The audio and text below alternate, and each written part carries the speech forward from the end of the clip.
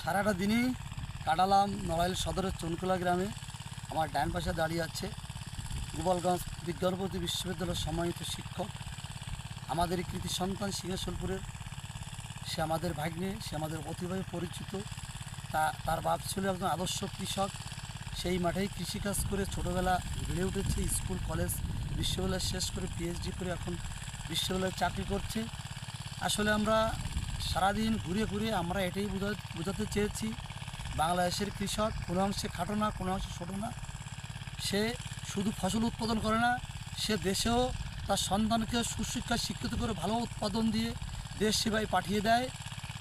যার জ্বলন্ত প্রমাণ উদাহরণ দেখছেন এই সাফায়েত। আমরা চাইব এদেশের সরকার, এদেশের সুশীল সমাজ, এদেশের সমাজপতি, এদেশের সামাজিক লোকগুলো সবাই কৃষকের পাশে দাঁড়াবে এবং কৃষক শুধু ধান উৎপাদন করে না, সে ভালো সন্তান উৎপাদন করতে পারে, যার উৎকৃষ্ট উদাহরণ সাফায়েত। আমরা চাই কৃষকের পাশে সবাই দাঁড়ান। ধন্যবাদ। আবার কথা হবে কোনো এক সাফল্যমণ্ডিত কৃষকের সন্তানের